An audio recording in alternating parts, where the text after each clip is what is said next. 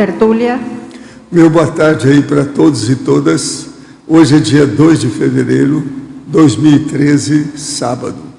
O verbete é de número 2556. Tem 5 páginas, 48 logias e 14 máximos. O tema é impossibilidade de omnicomprazimento.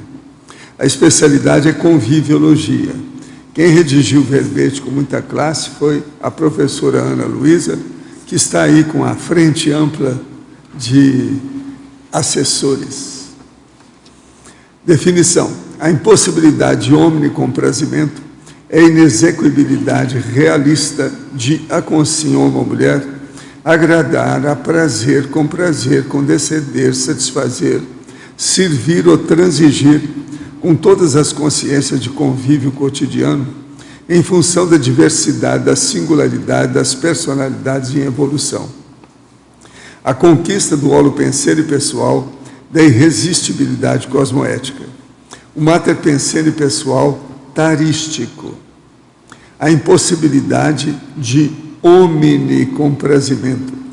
A autossuperação do carneirismo. A rejeição às dissimulações, a evitação das ocultações intencionais, o banimento da genuflexão regressiva na condição de moeda de troca, a evitação do corporativismo de ocasião, o abandono da cooptação espúria para agradar, a autossuperação da necessidade de ficar bem na fita,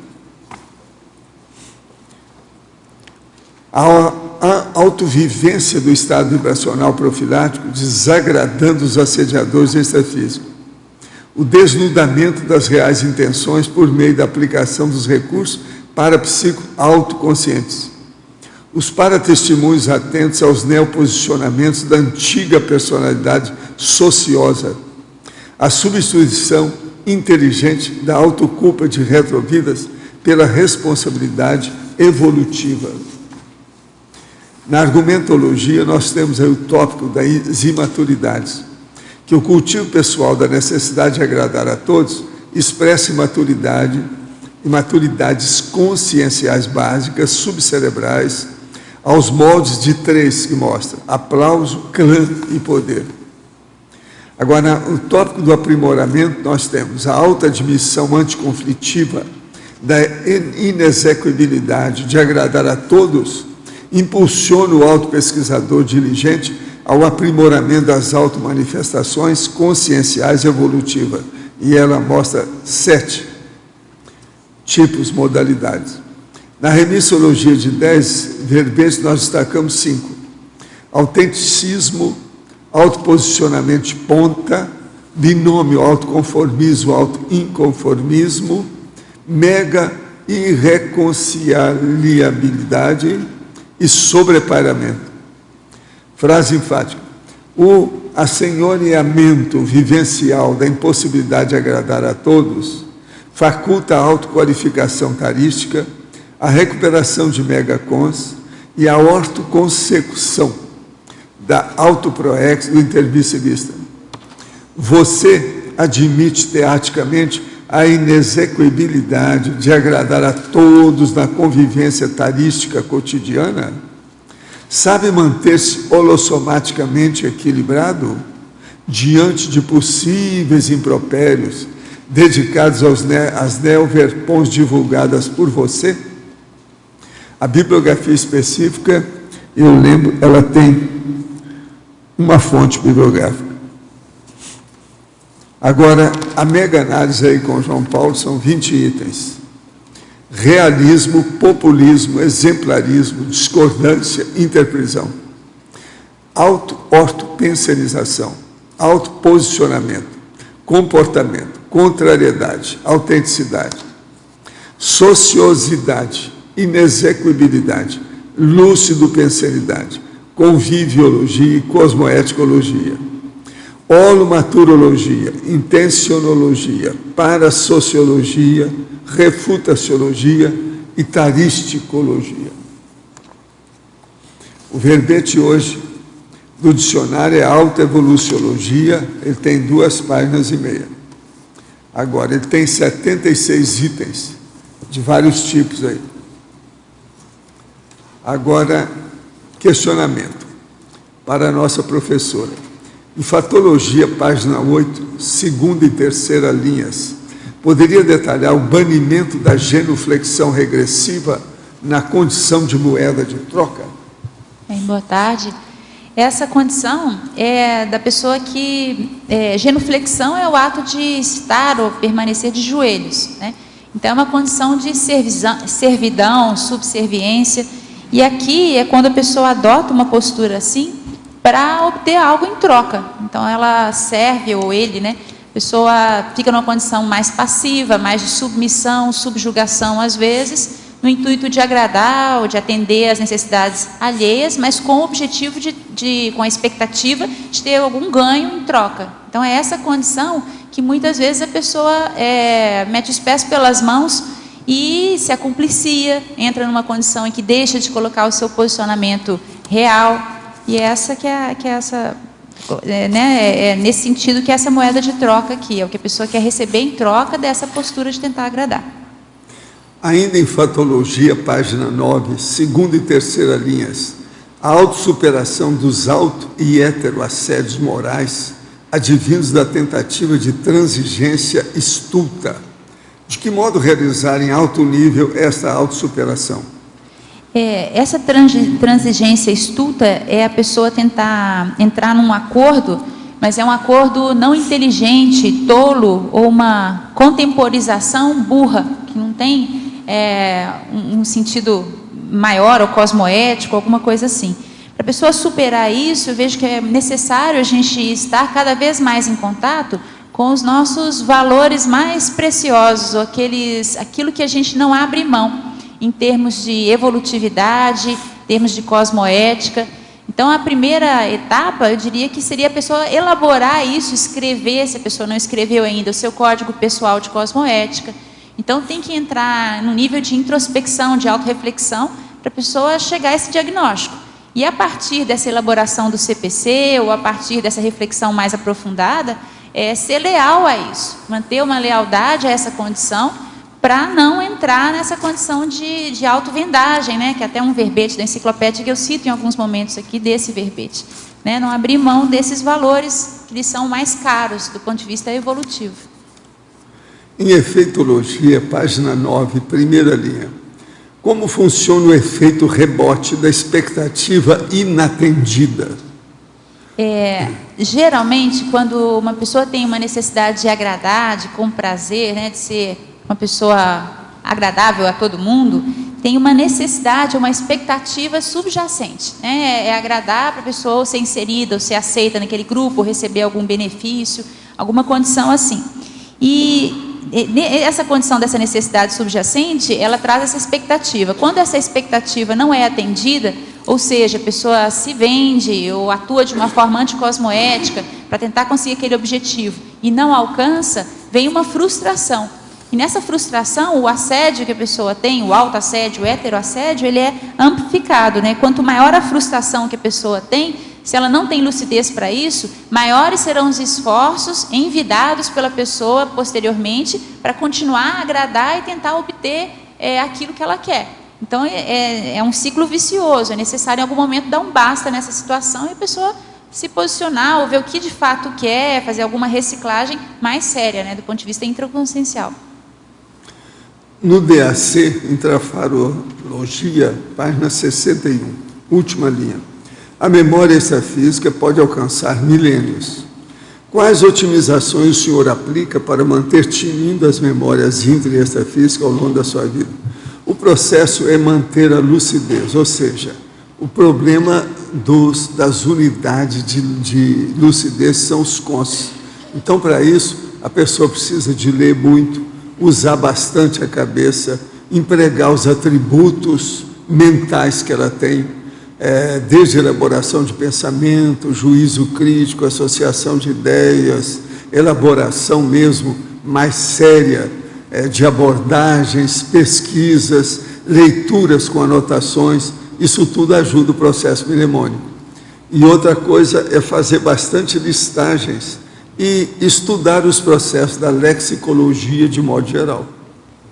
Ainda no DAC, em holossomatologia, página 62, o senhor poderia comentar mais a respeito da colocação das faixas etárias para tudo nos cursos de conscienciologia?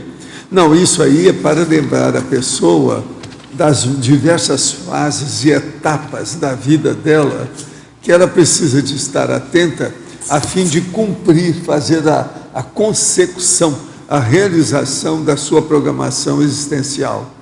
Então, é sempre bom a gente lembrar a idade da pessoa. Isso é muito importante. Tem certas coisas que é sempre bom a gente lembrar.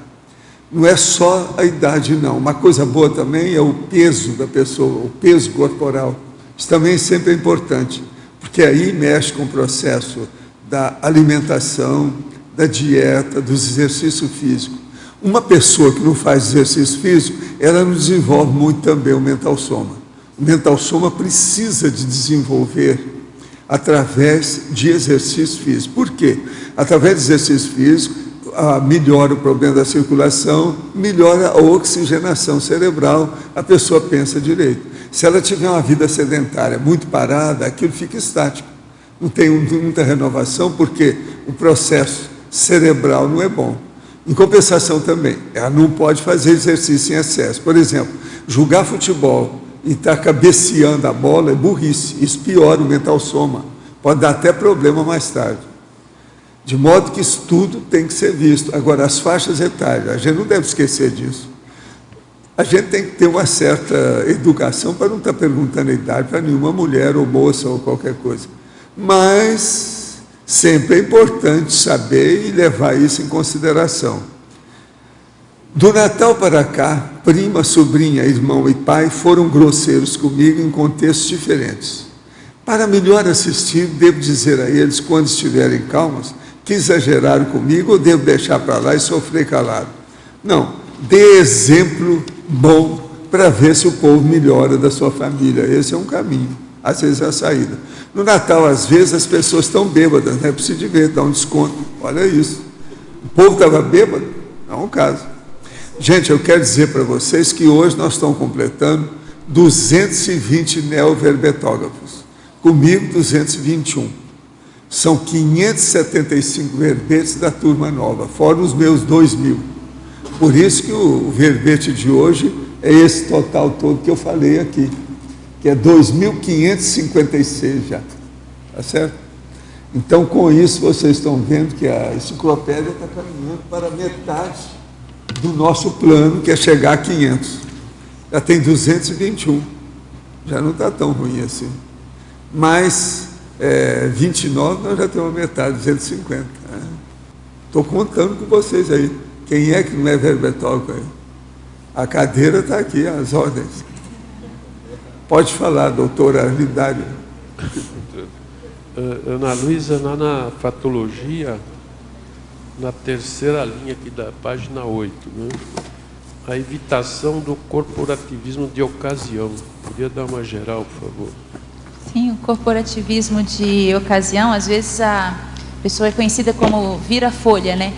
Então aqui é a condição da pessoa ter a necessidade de agradar e tudo, dependendo dos interesses pessoais. Então, se ela precisa, ou ele, de um determinado, quer alguma coisa com aquele grupo, vai agradar aquele grupo. Eu, por exemplo, o pessoal na política, né, tem um lobista, as pessoas que vão atuando para poder conseguir o que querem, dependendo do grupo que tiver no comando ou à frente daquilo. Uma outra forma bem coloquial, às vezes se fala que é o puxa-saco ou a puxa-saco, né? Então, a pessoa tentar defender um determinado grupo ou uma situação, se aquela situação ou aquele grupo representar o que essa pessoa tem em termos de interesses pessoais também. Agora, se aquela situação mudou de um dia para o outro, essa pessoa vai se afiliar a um outro grupo, a uma outra condição, para tentar também se reunir a esse pessoal para conseguir o que quer.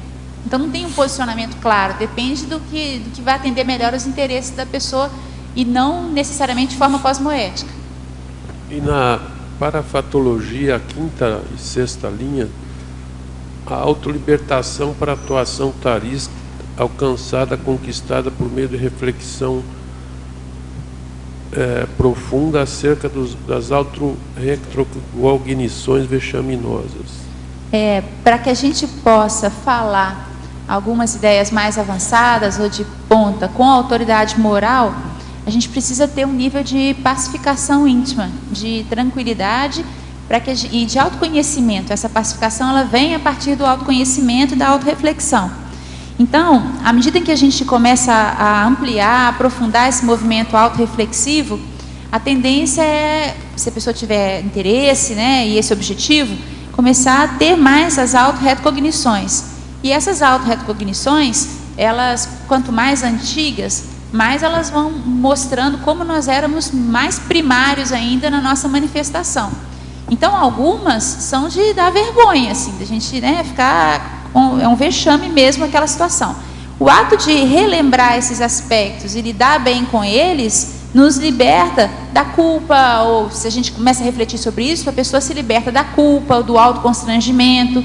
É um paradoxo, porque a gente se conhece mais, vê aspectos mais complicados da nossa manifestação, ou erros, imaturidades, mas ao mesmo tempo a gente se sente mais autoconfiante para lidar com esses aspectos. Não tem jeito de voltar lá para trás, né? No passado já errou mesmo, então eu vou corrigir esse erro, mas a gente se sente mais confiante para falar sobre temas mais complexos, ajudar ou esclarecer pessoas que tenham problemas afins àquela realidade.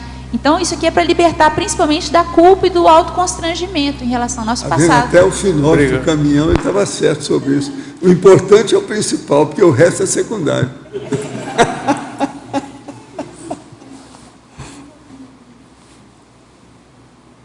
Vem, Aline.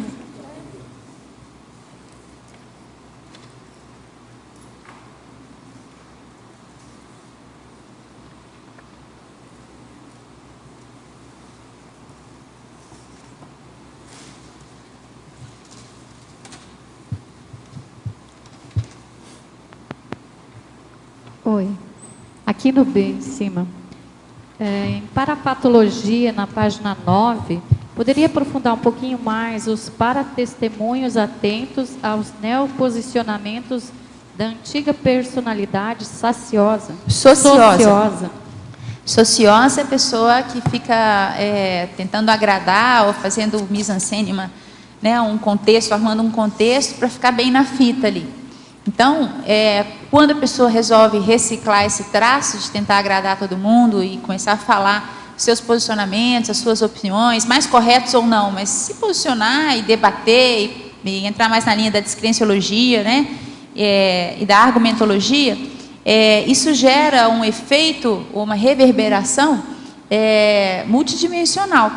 Então, uma série de consciências também, companheiras, né, de outras existências, que a gente tem alguma afinidade ou não, ou mesmo que tenham, estejam nessa condição de interprisão, começam a prestar atenção àqueles posicionamentos. Então, essa retratação, essa correção de rota, ela tem um efeito, primeiro, desassediológico para a própria pessoa que está reciclando. E as pessoas ficam observando. Por exemplo, você vai dar uma aula de projeciologia ou de conscienciologia, vai dar uma palestra pública, e aquele tema é um tema mais polêmico, ou tem muita gente presente naquele evento.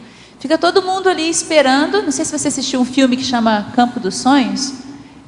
Tem o pessoal esperando num contexto lá uma decisão do protagonista. Então todo mundo está num campo de futebol esperando qual vai ser a decisão. A partir daquela decisão, todo mundo vai para um lado ou para o outro. Fazendo uma analogia, é mais ou menos isso. Essas consciências, sejam nossas conhecidas ou não, ficam atentas àquela manifestação, àquele posicionamento que agora é mais cosmoético, ou que ele é retificador de alguma situação anterior que foi errada, né, que a pessoa pisou na bola. E isso é um efeito também muito interessante, porque pode ajudar essas consciências a também reciclarem, a também mudarem sua forma, às vezes, de atuação, ou qualificarem a própria cosmoética, né? Nesse sentido. Ana, você poderia, na página 9, na quinta linha da fatologia de baixo para cima, a manutenção da lealdade ao curso intermissivo CI pré-rissomático, correlacionar com a última parafatologia, a abertura de caminho para a autovivência da mega fenomenologia despertológica? Tá. A condição aqui tem uma premissa, né, para essas colocações. A premissa é que se a pessoa fez um curso intermissivo, algum nível de inteligência evolutiva básica ou, né, um mínimo de cosmoética vivenciada, a pessoa já tem, porque senão não teria sido admitida nesse curso. Então, a partir dessa condição, cabe a nós, proexistas, nos mantermos aqui leais a essa condição. E a gente procurar representar o máximo possível aqui a nossa realidade em relação a essa inteligência evolutiva, e não ser uma caricatura só daquilo que a gente era. Quando a gente consegue manter essa lealdade, significa que a gente não vai ter uma manifestação aqui lacunada. A gente vai ser a mesma pessoa, com os mesmos valores, no corpo ou fora do corpo, em qualquer contexto. Com isso, eu vejo que a gente começa a abrir, por isso que eu coloquei isso no final, fenômenos parapsíquicos um pouco mais complexos, porque o estofo intraconsciencial ele é ampliado com esse tipo de vivência. Porque a gente tira aquelas caixas pretas que o professor Valdo fala, às vezes, ou áreas de nossa manifestação que a gente tem mais dificuldade em lidar. Começa a se posicionar de uma forma mais coerente, vai bancando os desagrados, né, em relação aos nossos posicionamentos, e a pessoa pode chegar nesse contexto. A megafenomenologia é tema de 2 verbetes na enciclopédia. Um chama megafenomenologia e o outro megafenomenologia na desperticidade. Então, são fenômenos parapsíquicos mais transcendentes, que envolvem a questão da assistência, mas mais sofisticada, né, do ponto de vista parapsíquico. Não sei se entendeu. Obrigado. Ana, como é que você vê, fazendo mais ou menos um contraponto aqui, da pessoa muito sociosa, que ela quer agradar, tem interesse nisso, com, por exemplo, o diplomata, que ele é um intermediador, que também não está ali para agradar, mas para entrar num consenso, também não pode desagradar demais pela posição, às vezes, delicada, né, disso. Como é que você vê isso? Tem um outro tema que eu pesquiso, que até vou escrever, já escrevi alguns artigos, que mais adiante vou expandir isso, que chama Confluência de Fronteiras, que é exatamente essa condição, assim. O que eu vejo, no caso da diplomacia, eu vou falar diplomacia evolutiva. A diplomacia convencional intrafísica tem uma série de interesses políticos também, né, associados, mas eu acho que ela é um arremedo dessa condição mais assistencial, embora tenham vários diplomatas fora de série, né, na atuação e tudo. O que eu vejo é o seguinte, a questão é do ego da pessoa. Então, na hora da diplomacia, de atender e tudo, você vai buscar um consenso ou uma situação conciliatória que seja melhor para aquele grupo, nem sempre é ideal para cada parte envolvida especificamente, mas que atende, pelo menos em alguns aspectos, a maioria das pessoas envolvidas, né? Então, nessa hora, na figura do diplomata, não sei se você está perguntando, da pessoa que está fazendo essa, com o mediador, que está fazendo essa conciliação, é importante a pessoa ter muito claro quais são os interesses em jogo, né? O que ela precisa ajudar ou conciliar, e, na medida da lucidez da pessoa, tirar qualquer abordagem de defesa pessoal, do ego dela, qualquer interesse ali. Então, nessa hora, uma técnica que pessoalmente eu acho que ajuda muito é a condição dessa lealdade, que é o curso intermissivo, assim. Porque, às vezes, conseguir essa conciliação, essa situação, para que ela seja atingida, é necessário algum tipo de debate, às vezes de cosmoética destrutiva, tem situações que são mais tensas. Mas a pessoa tem que estar íncita, tem que estar claro dentro dela ou dele, que não está defendendo a si. Então, para isso é necessário um autoconhecimento maior, uma reflexão prévia, um preparo, né, anterior que a pessoa se dedicou para conseguir fazer isso. Eu acho que isso que a gente quer, é um desafio para nós todos, né? Na biografia do Sérgio Vieira de Mello, ele também é uma pessoa que tinha as ambições políticas dele, mas também fez muita coisa boa. Isso. E ele sempre foi muito acusado de agradar demais, né? Às vezes dizem que ele agradava todo mundo e agradava, às vezes, vamos supor, um ditador de alguma república, alguma coisa assim. E eu fico também pensando, até que ponto ele fez a coisa certa, até que ponto ele também exagerou também, porque era também ele tinha que tomar uma decisão. Tinha vezes que a decisão estava só na mão dele. E tinha gente, assassinos, assim, que ele agradou de certa maneira. Assim, né? Eu acho, João, não sei se a gente tem que analisar, eu li alguma coisa dele, mas não estudei assim a fundo. Eu acho que teria que analisar o saldo dos resultados do que ele fez, né? Então, independente das dificuldades dele pessoais, que tinha, né, a questão um pouquinho belicista também, né, tinha uma tendência desse humor, né, também em função disso, eu acho.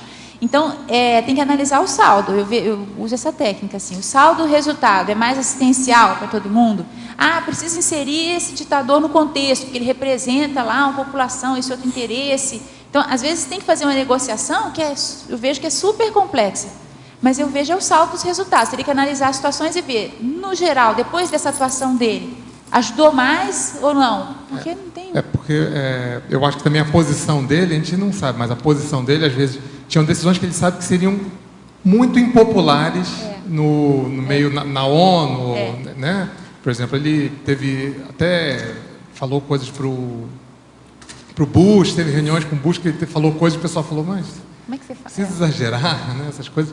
E eu acho que também, que eu não sei julgar exatamente isso, eu também não tenho dados suficientes para a gente julgar, mas que ele teve coisas que ele sabia que seriam muito impopulares para ele, por um lado, e por outro lado, ele ia ter algum ganho, ou pessoal que você está falando. Ganho pessoal, ou talvez na diplomacia, no trabalho, na pacificação, na mediação, ou na evitação de algum dano pior. É isso que eu fico pensando, assim, que eu acho bem Eu penso que a gente não tem dados, eu sou igual a você, não tem também informações para fazer esse julgamento e tudo, mas acho que é importante, e a gente faz isso às vezes no círculo mental somático aqui, né? Começar a pensar, a debater esses temas para a gente ampliar o pensamento e a cosmovisão, para começar a forçar um certo upgrade nosso, para a gente ter mais subsídios para essa análise, né? Mas eu vejo o saldo, o resultado, e às vezes eu vejo que também é preciso incluir, eu lembro dos verbetes, né? A inclusão parasocial, incluir o iletrado, incluir o ditador, incluir o mega sediador, todo mundo faz parte do mesmo elenco, né? A verbetógrafa Ana Luísa, não li ainda o livro colocado na fonte bibliográfica do verbete, A Síndrome da Boazinha, de Harriet Brinker. Poderia nos dar algumas pinceladas a respeito desse livro e da referida síndrome? Sim. É poliana alguma coisa? Não, até a professora Adriana Lopes, na revisão do verbete, ela sugeriu, eu vou escrever, mais 2 verbetes filhos desse, que é a síndrome da boazinha e o síndrome de Wendy. Essa síndrome da boazinha é um livro classificado como autoajuda. A psicóloga, essa Harriet, ela já é dessomou com 55 anos, ela formou com laudas lá na Universidade da Califórnia, e nesse livro ela trata da questão, uma síndrome patológica dos agradadores compulsivos. Podem ser homens ou mulheres, mas é a pessoa que tem uma compulsão por agradar, porque a pessoa coloca o valor dela como pessoa, em cima do que ela faz pelos outros.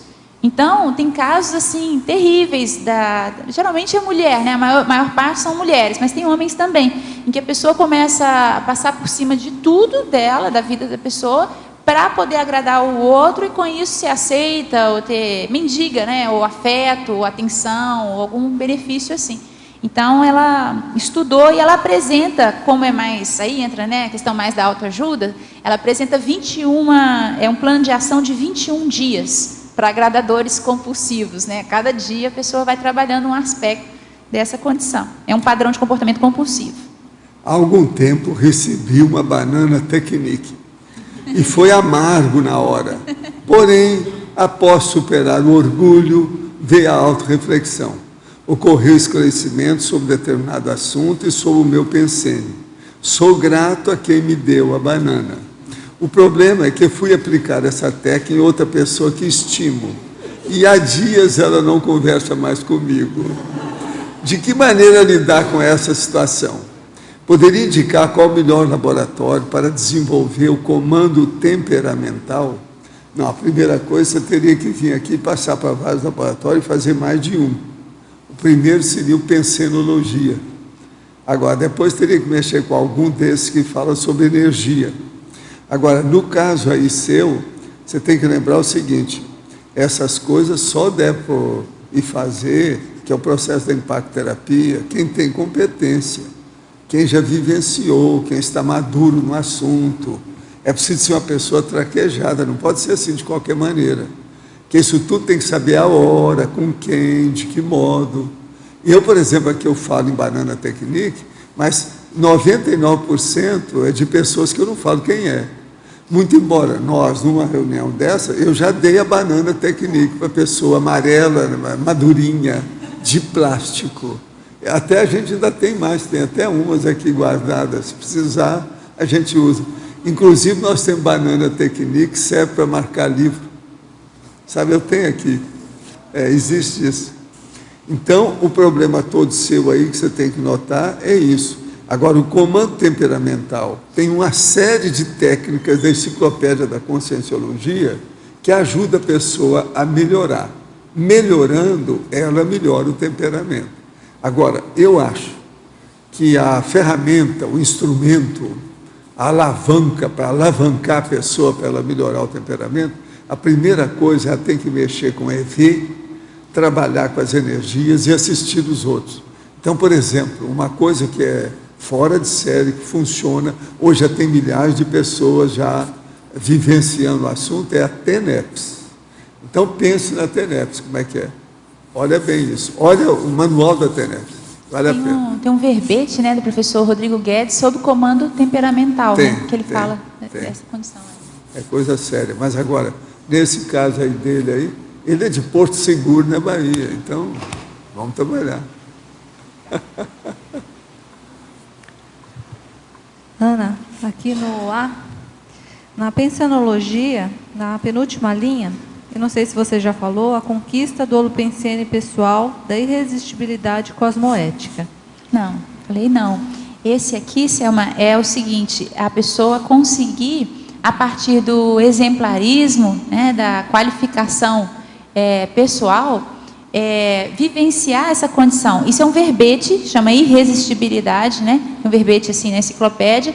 E essa condição da irresistibilidade cosmoética é quando a ideia, né, ou aquela postura evolutiva melhor, mais madura, ela é irresistível por si só. Os próprios fatos, parafatos, demonstram que aquela é a atitude mais inteligente ou que vai ajudar mais, uma manifestação mais madura.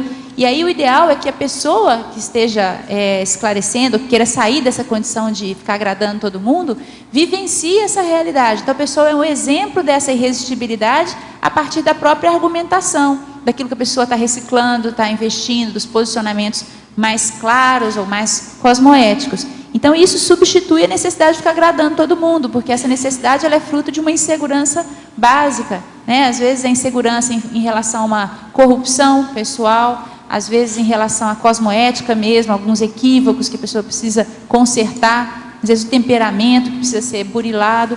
Então é conquistar uma condição de que a própria presença da pessoa, o exemplarismo, já positivamente conquista, né, no sentido de leva as pessoas a refletirem, a pensarem sobre ideias mais avançadas. Não sei se clareou a pergunta. Não clareou, e me faz pensar que esse é um traço assim que aglutinador de pessoas, né? As pessoas com essas características tendem a ter pessoas, eu não sei, tá assumindo liderança. Assume, isso aqui eu acho que está na linha. E daí acaba sendo automático o prazer das pessoas estarem com esse tipo de pessoa, com esse padrão de holopensene, né? Mesmo ela não querendo agradar a todos, acaba agradando. Agrada no sentido, aí tem que cuidar com outra condição que o professor Valdo falou, para todos nós trabalharmos, né, na pré-intermissão, que é a gurulatria, né? Às vezes a pessoa tem carência também, o ambiente nosso, humano, é muito carente de energia, de consciencialidade, tudo isso. Aí tem que trabalhar também com discrição, com outras técnicas, mas eu vejo que é necessário, no primeiro momento, ter essa condição para exatamente fazer isso que você falou, conseguir liderar, conseguir aglutinar as pessoas em prol de um objetivo melhor, maior, né? Acho que é isso. Ana, aqui em Paradoxologia, na página 10, queria que você aprofundasse o paradoxo na primeira linha. Do melhor para todos, nem sempre ser realização agradável. Essa aqui, por exemplo, uma família tem um monte de filhos lá, tem 5 ou 6 filhos. Aí tem que vacinar todo mundo. Tem que levar os 5 para vacinar. É horrível, a meninada toda vai chorar, vai reclamar, só que aquilo é o melhor para todos. Então, na condição da TARES, na condição da assistência, de uma forma geral, nem sempre a melhor abordagem ou a ideia mais avançada que vai ajudar mais um grupo é de realização assim agradável ou simples ou complexa. O que a gente observa, por exemplo, na conscienciologia, em todos os empreendimentos, em todas as instituições, tudo que foi construído até hoje, a maioria foi de realização não muito simples. Foi preciso convergir a atenção, interesses, energias de todo mundo, conseguir convergir recurso financeiro, conciliar as diversas opiniões, né, as diversas vontades e anseios de todo mundo. Então, a realização da TARES, ela é difícil. A gente fala na Conscienciologia, né, que a Verpon é de ponta que ela espeta, né? Então, ela espeta, dói, às vezes é complicado. É o que a moça falou quando levou a primeira banana Technique, né, a pele tertuliana. Mas depois a pessoa agradece aquela banana lá que levou. Então, eu vejo assim, que nem sempre o que é perder as ilusões ou a condição meio fantasiosa que às vezes a gente mantém, de que vai dar tudo certo, assim, vai ser tudo agradável, vai ser tudo... E às vezes não, é bem complicado falar e tudo. Só que a gente tem que ser fiel àquilo que a gente está vivenciando, àquilo que a gente percebe como melhor. Né? Bom, e também ainda no Paradoxologia, a terceira linha de baixo para cima, o paradoxo desassediador, exigindo a autovivência pacífica da impossibilidade de comprazimento. Tá. Queria que você fizesse contraponto com o processo da desperticidade, né? O paradoxo desassediador é um outro verbete da enciclopédia, em qual a pessoa, quanto maior a competência que a gente vem a adquirir, competência parapsíquica, desassediológica, de assistência, mais assediado a gente se torna, né? Então, é porque exatamente essa condição da atratividade das consciências, os próprios amparadores levam, consciências também, para serem ajudadas por esse holopensene mais desassediador. E essa condição, ela exige que a pessoa tenha muito claro para si que não vai agradar todo mundo, senão a pessoa vai ficar louca, vai ficar doido. Com esse monte de consciências, de requisições de assistência, a gente inevitavelmente vai desagradar, vai ter alguns... vai fazer uma palestra, um curso, vai escrever um livro, vai ter uma série de pessoas que vão criticar, outras não. Até as tertúlias, a gente olha lá no site do YouTube, lá, a exibição das tertúlias. Tem uns que curtiram, tem outros que não, e é natural que tenha isso. Só que a gente precisa lidar com isso de uma forma tranquila. E algumas críticas são mais incisivas. À medida que a gente vai aprofundando o trabalho, vai se expondo mais e as críticas vão aumentando. E isso faz parte desse trabalho. A condição da desperticidade que eu vejo é exatamente isso, é conseguir conviver com isso tudo de uma forma inabalável, né? Emocionalmente a pessoa consegue ficar, na medida do possível, mais imperturbada, porque a desperticidade em si envolve a pessoa não sofrer mais com esse assédio. Mas eu acrescentaria a condição, né, de uma desperticidade mais qualificada, em que a pessoa também se mantém intimamente tranquila ou tranquila, mais pacificada. Ana, sim. Na página 9, em Codigologia, eu queria que você aprofundasse o último código, Código Social da Boa Convivência Tarística. Esse aqui, Tatiana, é a condição na hora em que a gente está trabalhando, não só em sala de aula, mas fora também, no dia a dia. Na medida do que é possível, a gente vai clareando, vai esclarecendo os assuntos, às vezes, para as pessoas, sem necessariamente falar, vou fazer uma TARES, né? Vou falar algo ali. A gente vai conversando e vai trabalhando. E existem algumas premissas desse processo da tariscologia. Uma delas é a gente trabalhar, por exemplo, com o binômio admiração-discordância. Então, conseguir estabelecer na convivência cotidiana, no nosso trabalho, na família, no voluntariado, né? No contexto social do dia a dia, condições em que a gente consiga se manifestar, colocar opiniões que às vezes são contrárias a que uma outra pessoa ou um grupo está falando, mas preservando a admiração, o afeto, né, o ato de gostar de conviver com aquelas pessoas. Uma outra condição desse código social é a condição da descrenciologia. Nessa condição do agradar a todos, por exemplo, é muito importante a pessoa discordar de quem ele ou ela admira muito, que a nossa tendência às vezes é discordar de uma ideia ou de uma pessoa para a qual a gente não dedica muito afeto, muita atenção, por exemplo, não gosta muito, ou é indiferente. Agora, quando a gente gosta, a tendência mais humana é gostar e aí não questiona muito, perde um pouco esse senso crítico. Então, a descrenciologia é uma condição também desse código social. Uma outra é a capacidade de refutar as ideias, de discordar, de argumentar de uma outra forma, né? Mais na área do debate também. Então, basicamente, são as premissas datares, né?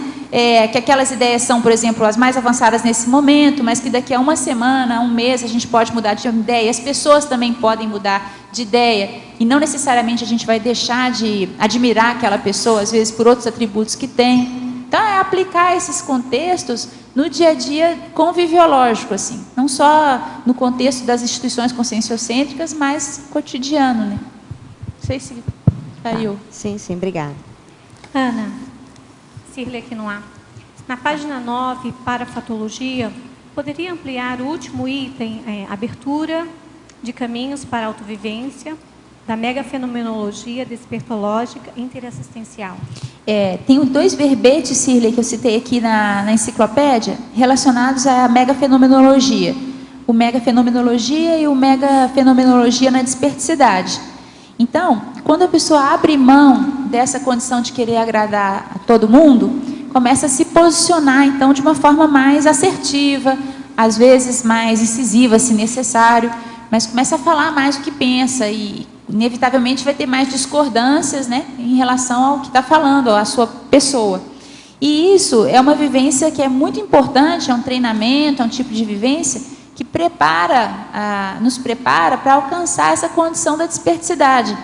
Quando a gente vai vivenciar uma ampliação, né, maior, vai ampliando a assistência realizada e esses desagrados que são gerados a partir daí.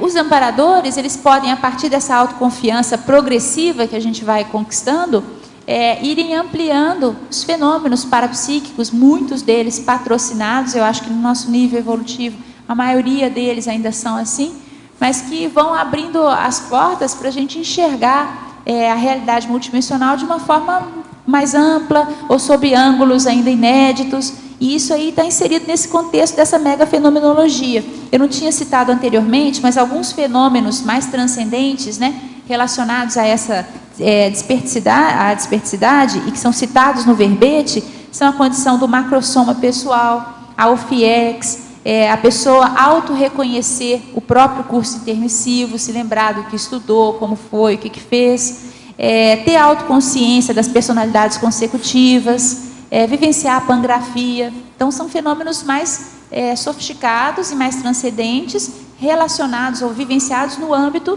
do ser desperto, né? Confundiu ou clareou? Tá bom.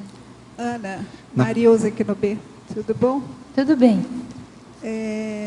Na página 9, em fatologia, 4ª linha de cima para baixo, o embaraço do grupo de conclui diante do autoposicionamento cosmoético inesperado. Isso essa viragem autoevolutiva, a gente percebe que é um dos nogórdia aqui do pessoal quando começa a estudar a conscienciologia, né? Esse autoposicionamento diante do grupo, que ele está pretensamente saindo ou tentando conviver. Essa viragem autoevolutiva é um verbete também, né? Sim. Que a pessoa muda profundamente o próprio discernimento, o nível do discernimento, e vai para outro patamar evolutivo. Aí o exemplo que é dado no verbete é a condição do curso intermissivo, quando a gente fez o curso intermissivo. Só que aqui, Marisa, não é só das pessoas assim do nosso convívio, aqui eu acho que é grave, assim, porque é o grupo de conluio, é de trama, é de macomunar, né, de pensar mal, de tramar alguma coisa com um objetivo mais egóico. Então, aqui está falando da pessoa deixar um grupo interprisional, né?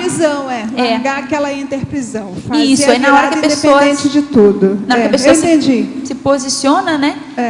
Vai gerar um certo constrangimento, ou embaraço, às vezes agressão, né? Em relação àquele grupo que ficou. Ela precisa se fortalecer, né? Tem. Aí, nesse caso, a pessoa vai ter que lidar com algo que eu cito aqui à frente.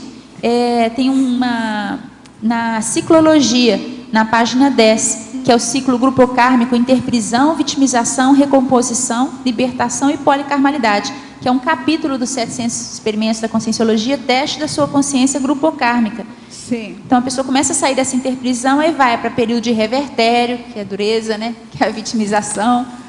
depois para recomposição, a gente até debateu, né, no Círculo Mental Somático esse tema. Mas você tinha alguma outra, eu fui explicando, mas você tem alguma pergunta, ou você queria só comentar? Era para você comentar isso, aprofundar um pouco sobre, quer dizer, no meu entender, o que a gente vê é que as pessoas precisam ter um posicionamento firme para poder se liberar de um holopensene qualquer, né? O que eu vejo assim, às vezes a reação, né, do grupo, o qual a pessoa está mantendo uma dissidência, realizando uma dissidência, por exemplo, ou saindo, né? A gente não tem como prever essa reação. Ela pode ser uma reação de vários tipos, mais emocional, mais passivo-agressiva, ela pode ser de vários tipos. Agora, a condição que eu acho complicada para a gente avaliar é o saldo que a gente está deixando naquele grupo. Tem pessoas que às vezes se posicionam muito firmemente, deixam, por exemplo, uma família, um ambiente de trabalho mesmo, uma cidade, e sofrem uma determinada pressão, às vezes em função exatamente da insatisfação das outras pessoas, mas está tudo certo, o pessoal ficou incomodado porque não vai ter mais aquela consinha ali, aquela pessoa que eles admiravam ou gostavam das energias ou algum outro processo.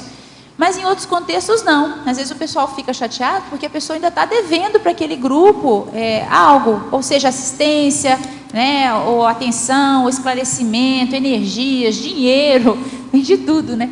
Então eu vejo que é importante a gente avaliar nos contextos como é que está a situação, no caso do que está promovendo essa dissidência, no caso uma maxi-dissidência, como deixou, quais são os rastros que ficaram para trás, para saber se está bem, para poder, né, deixar aquela situação. Para não correr o risco de ter que voltar, né? Na dúvida, assista, né? Na dúvida, ajude, né? Assista, muito bom. Na página 11, no item aprimoramento, a gente vê às vezes que a pessoa que começa a trabalhar com o processo da TARES, ela recebe aquele contrafluxo ou o ônus do não, né? E muitas vezes ela começa a pensar mal de si. Você poderia comentar esse primeiro item, autoqualificação intencional, e se você tem alguma técnica, né? Eu tenho. Para ela não entrar nesse ciclo. Porque na hora que começa, veja se é isso, Marcelo, acho que é exatamente isso que você está falando. Começa a assistir mais, aí começa a pensar mal de si, porque começa a sentir a repercussão do que está falando, posicionando, né? Então, assim, tem várias técnicas, depende da fase evolutiva, fase existencial de cada um. Uma técnica básica, até o verbete do professor Maximiliano Reimann, de mudança do bloco pensênico. Então, uma técnica simples, assim, simples não, mas direta, objetiva, imediata. A pessoa vai mudar de bloco, vai trabalhar com energia e vai ter que ter algumas válvulas de escape para sair disso. Eu faço uma brincadeira, na época era, hoje é mais sério, né? Eu tenho um dicionário de ciências da linguagem, eu sou engenheira química. Então, imagina o que é estudar lá as partes todas do vocábulo, é complexo, assim. Então, na hora que você começa a ler e estudar aquilo, por exemplo, nem a sediadora aguenta ficar, porque é complexo o raciocínio, você tem que fazer um exercício. Então, aquilo me obriga, esse eu uso, por exemplo, chama Dicionário Enciclopédico das Ciências da Linguagem. Aquilo obriga, pela leitura, a você ter que pensar naquilo. Então, você é obrigado a mudar de bloco. Então, essas são algumas técnicas iniciais. Agora, as outras, quando a pessoa já começa a identificar com bastante clareza, né, o que é dela e o que não é, a pessoa tem que começar a trabalhar com a questão da assistência. Então, tem que trabalhar, intensificar o estado vibracional nesse momento, exteriorizar energias, colocar, por exemplo, como premissa, que a cada sensação que a pessoa tiver na sua sinalética energética, imediatamente vai começar a trabalhar com energias, por exemplo. Essa pode ser uma premissa do CPC da pessoa, para começar a assistir. E aí isso eu acho que vai atraindo mais, né, o trabalho, a confiança dos amparadores, porque vão vendo que podem contar com a pessoa não só para se defender, mas para assistir também. Aí começa a desenvolver a escagem lúcida, né? A TENEPS, a pessoa naturalmente vai chegar nas práticas. Eu vejo assim. No DAC, Intraforologia, página 61, terceira linha. Poderia comentar sobre a questão dos revoluciólogos? Não, o que a gente quer dizer aí é o seguinte: nós temos aí, segundo a escala evolutiva das consciências, que a maioria de nós todos somos intermissivistas, nós somos pré-serenões. Agora, onde essa lucidez e aonde a pessoa, quando ela ressoma, ela renasce aqui, que ela tem mais lucidez, ou seja, recuperação de consciência, mas é a partir dos evoluciólogos para os serenões. Então, o que a gente quer dizer é o seguinte: nós pré-serenões, ainda temos dificuldade dessa lucidez, dessa holopercussiência, do desenvolvimento parapsiquismo e também do entendimento dos princípios conscienciais que embasam e orientam o cosmos. Então é necessário que a gente prossiga mais com os altos esforços para melhorar o nível de evolução que nós estamos e melhorar também esse grau na escala evolutiva até chegar nos evoluciólogos. Atualmente, por exemplo, nós falamos para a turma de intermissivistas para aproveitar essa vida e se preparar para fazer assistência extrafísica de quem ficou para trás. Porque sempre nós temos gente que estão na nossa frente, gente que estão junto conosco no mesmo nível e outros que estão atrás. Agora, a assistência que nós temos que nos preparar é para fazer a ajuda, o socorro àqueles que ficaram para trás. Agora, com isso, nós vamos chegar a um nível que vamos alcançar a conquista da liderança interassistencial. Aí muda tudo. A pré-intervinciologia que nós falamos, que está inclusive lá no memorando, visa isso. É a pessoa se preparar agora nessa vida, enquanto ela está disposta, desempenhando, por exemplo, a sua programação existencial, para quando ela chegar na segunda dessoma, ela ter autolucidez e começar a, vamos dizer, voltar para assistir aqueles que ficaram para trás. A verbetógrafa. Às vezes no trabalho eu caio em situações que tenho de decidir agradar os outros ou me abster. Sou respeitado por ser autêntico e expor o que realmente penso, mas é impossível agradar a todos. Ultimamente tenho me retirado ou mudado de assunto para não cair em desequilíbrio emocional. Em razão disso, minha consciência pesa por não aplicar o esclarecimento e principalmente por ter firmado contrato de trabalho de próprio punho.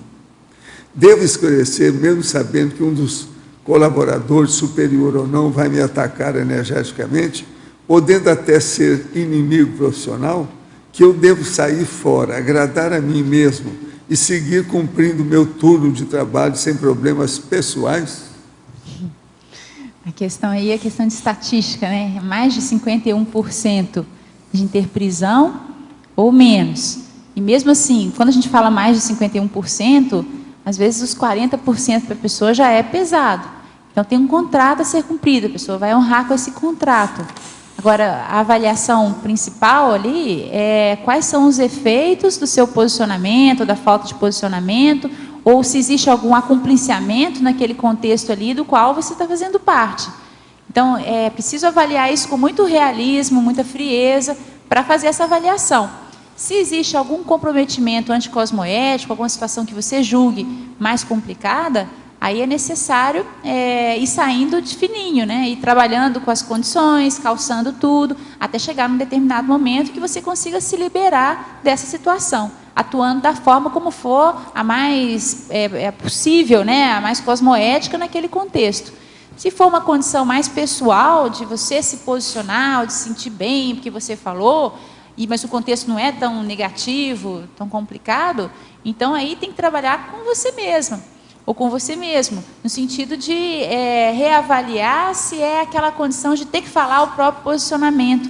Às vezes, a tendência da pessoa que foi omisso ou omissa, muitas vezes, né, querendo agradar, sem falar o que realmente pensava, quando a pessoa começa a fazer isso, vai para o outro extremo, e começa a bater com o tacape em todo mundo, a falar tudo, e às vezes vai gerando alguns estragos, né, algumas condições que poderiam ser evitáveis. Então tem que avaliar nesse contexto, né, qual que é a sua condição naquele grupo, e quais são os objetivos, né, o que pretende aquele trabalho, quem está envolvido, e friamente, se você tem que colaborar, contribuir, pode melhorar a sua atuação, ou se não, se realmente não vale a pena, e você vai calçando para ir saindo aos poucos, à medida em que for se liberando, assistindo no que for possível também, né? Às vezes tem que cair fora logo.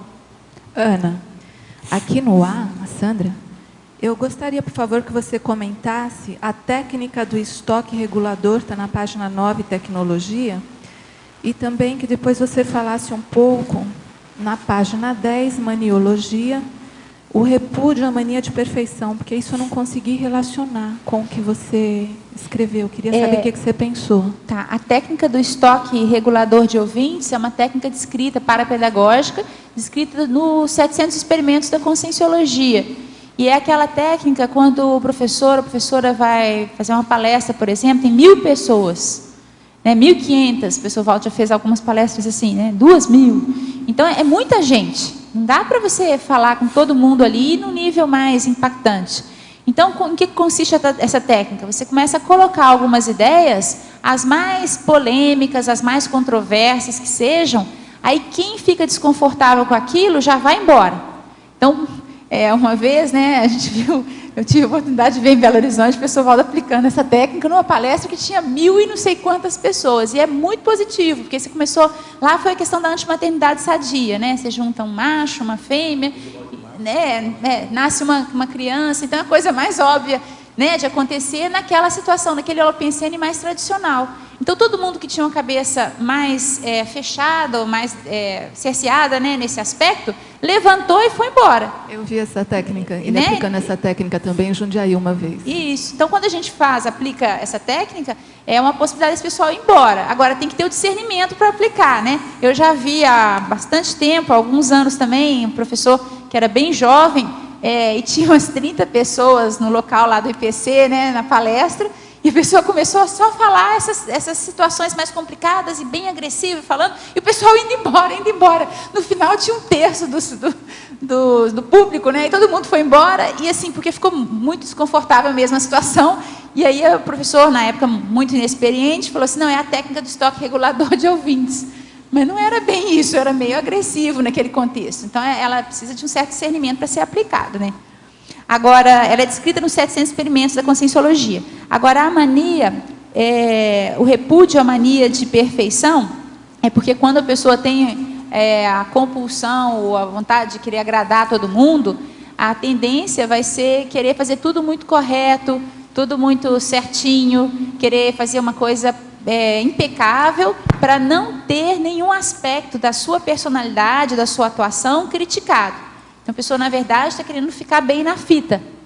Então, na hora de atuar, o que for, vai ter esse objetivo. Com isso, a manifestação da Consim, ela fica superficial, ela fica oca. A pessoa não consegue ser autêntica nas manifestações, porque tem que mostrar uma perfeição tão grande que não consegue, né?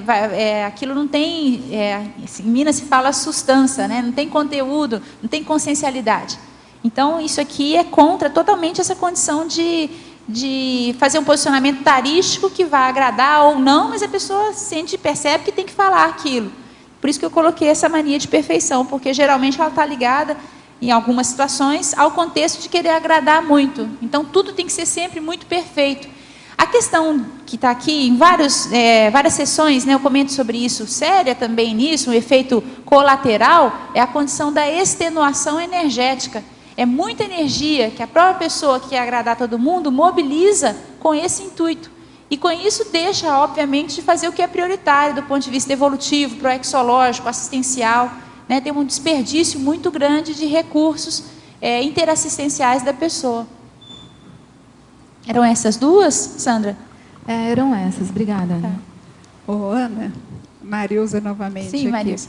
Eu não sei se você já comentou em antagonismologia, o terceiro antagonismo, condescendência anticosmoética, autoimunidade cosmoética. Não. Se você poderia comentar, ampliar essa ideia. A condescendência é quando a pessoa faz um negocinho, né? Abre mão de algum valor mais caro ou algo mais importante para poder atender algum interesse. Nesse caso aqui, por isso que eu estou falando atender ao interesse pessoal, porque ela é anticosmoética. Tipo negocinho evolutivo. Tipo negocinho evolutivo, né? Uhum. E isso é antagônico à condição do posicionamento mais assertivo e da despreocupação com o ato da pessoa agradar ou não. Sim. Por mais diferente, às vezes, ou estranho, né, que possa parecer, quando a pessoa se posiciona sem se preocupar com o que os outros vão pensar e colocando as suas ideias mais claras, a pessoa vai ganhando mais imunidade cosmoética. Porque a pessoa é mais autêntica, consegue se expressar, esteja a pessoa certa ou errada, de uma forma mais clara. Se estiver errada, a pessoa vai corrigir, vai melhorar depois, mas pelo menos a pessoa se expressou. E isso eu vejo que dá mais sustentação, mais imunidade, mais defesa, né, na manifestação nossa. Você coloca aqui num trecho que a pessoa precisa ter estofo, né? Isso. Para poder bancar determinadas situações. Esse seria um caso dele. Esse seria. Seria, então, né? Então, estofo é a sustância, né? Sim. Para conseguir falar e bancar com o que vai vir depois, bancar a responsabilidade de um novo passo. Muito bom, Ana, muito bom. Obrigada. Ana, na página 10, poderia ampliar o defeitologia, que continua, está na página 9 e continua na página 10, os efeitos automotivadores da ampliação da amparabilidade extrafísica.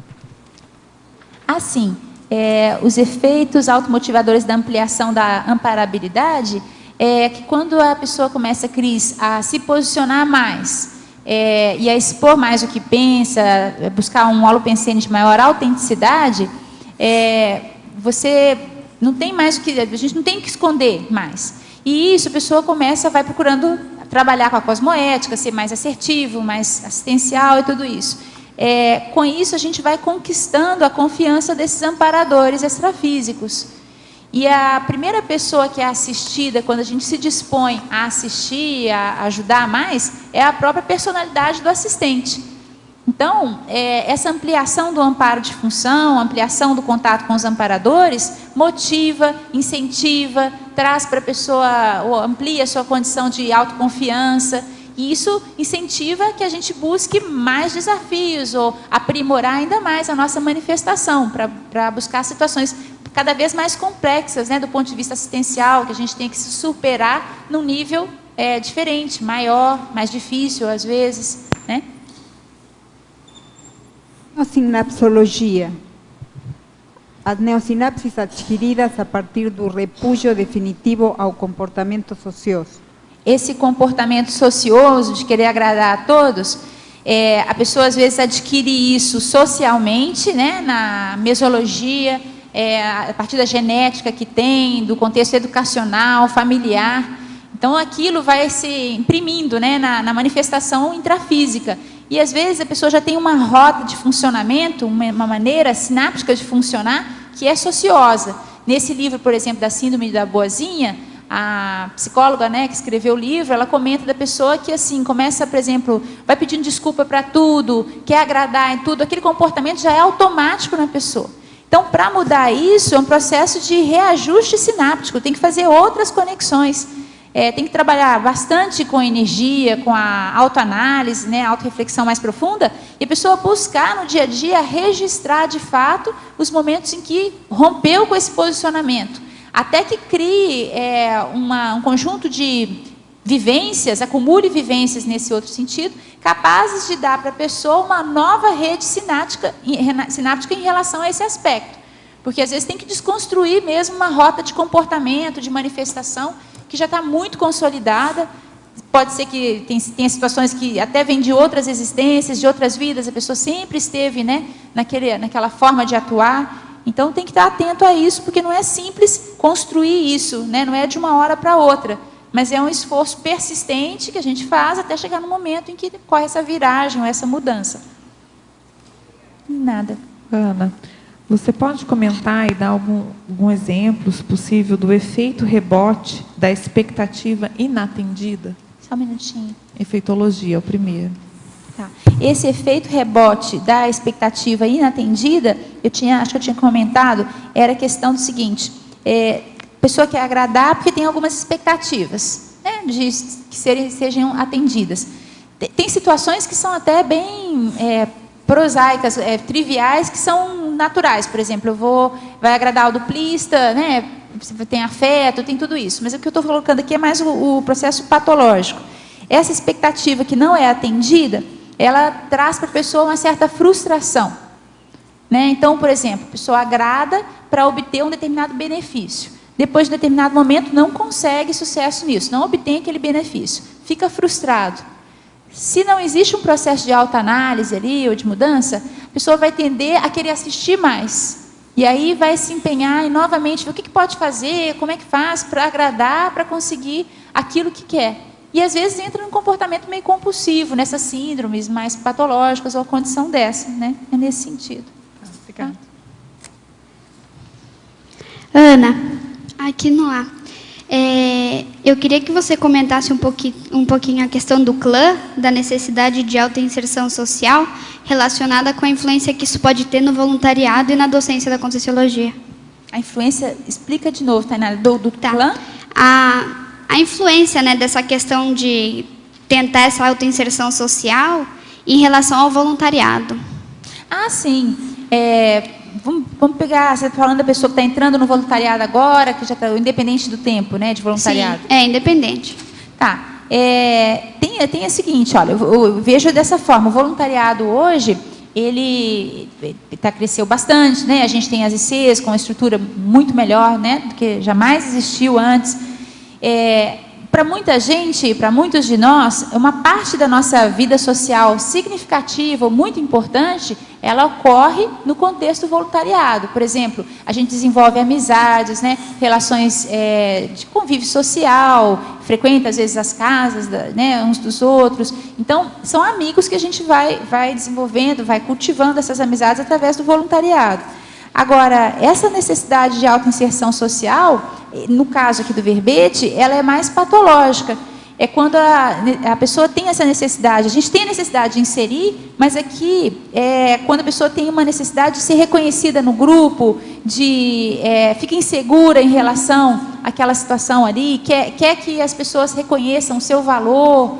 E com isso não existe assim um certo relaxamento íntimo, para a pessoa entrar ali e começar a trabalhar a partir das ideias, conhecer os colegas, né, voluntários, começar a estabelecer relações de amizade ali, aos poucos, e começar a desenvolver isso. Quando tem uma expectativa muito grande, ou uma insegurança muito grande, às vezes vem uma pressão grande para as atividades do voluntariado, assim. Vou falar de uma outra forma. O ideal seria, assim, né? Seria que todos nós, voluntários, fôssemos tenepsistas, já tivéssemos essa autoconfiança, essa condição pessoal bem assentada, para que a gente pudesse estar ali convivendo, trocando e dedicando a assistência que a gente quer fazer, através da TARES, dessas VERPONs, tudo isso. Só que, às vezes, a gente tem algumas necessidades a serem atendidas ali, que são necessidades de alguma carência, alguma outra condição, e que trazem insegurança. Então, é importante a gente estar atento para, se isso acontece, para minimizar isso, para resolver isso, né?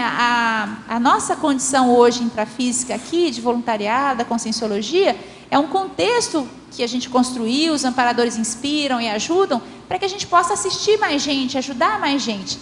Mas se a gente apagasse tudo isso aqui e tivesse só as consciências, só a nossa realidade não veicular, a gente teria essas relações que a gente tem com as pessoas, teria as relações de assistência, poderia se manifestar de uma forma mais livre. Então, o ideal é a gente buscar isso no voluntariado.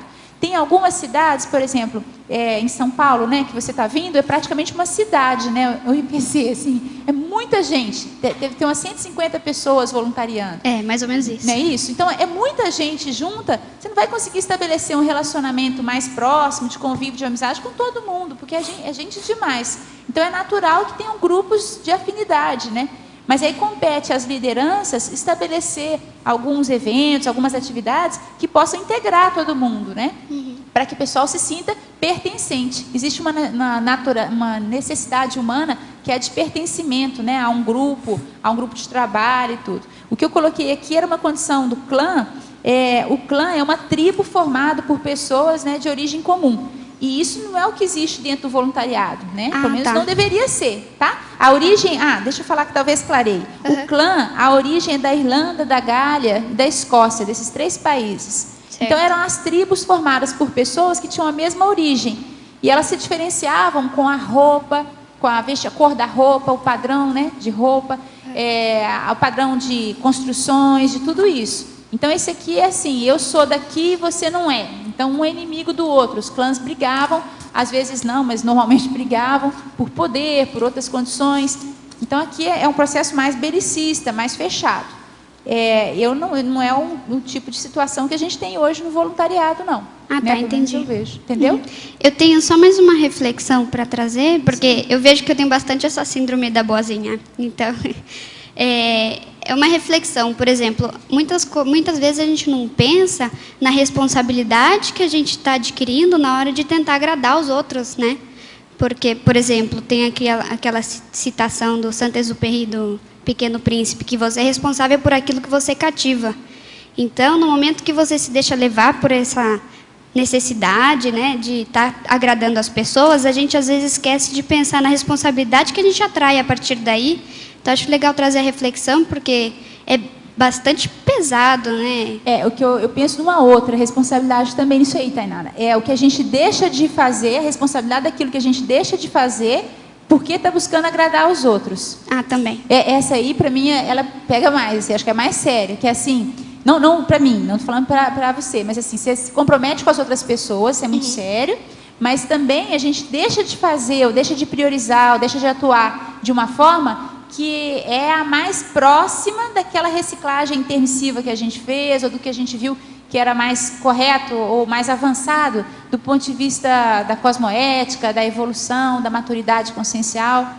Então, eu vejo que a gente desperdiça muito, né, muito recurso com essa condição.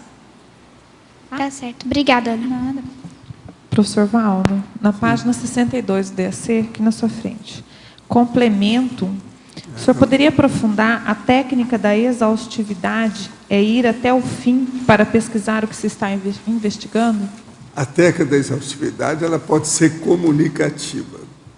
Temos hoje à mão todas as técnicas que usamos para escrever. A técnica da exaustividade é ir até o fim para pesquisar o que está sendo investigado, o que se está investigando. Você pode ver o próprio nível quanto às autopesquisas e a comunicabilidade pela sua biblioteca. Sua biblioteca só tem um livro fino? Só tem livro fino? Ou ela tem preponderância de tratados? Tem livrinhos ou livrões de referência? Toda biblioteca somente composta com livrinhos é acervo para crianças, ou centro de tapeação intelectual de adultos. Então, aqui nós estamos sendo muito realistas para mostrar a realidade. Por aí, a gente vê o processo da exaustividade pelo detalhe da biblioteca. Isso é um fato. Então, por exemplo, as pessoas sempre procuram aqueles livrinhos menores. De vez em quando a gente fala uma coisa dela, fala assim, não é porque é mais barato. Isso não resolve. Então é o seguinte, junta 5 livros finos, opúsculo, e compra um grosso. É uma saída. Agora, seleciona mais os livros.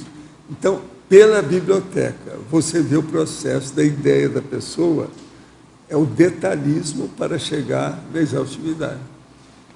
É isso que eu quero chamar a atenção aqui, que às vezes é importante. Agora, tudo é um processo de evoluciologia que precisa de lucidez.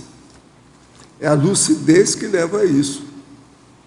Porque nós perdemos tempo com as coisas que é inútil e não adianta.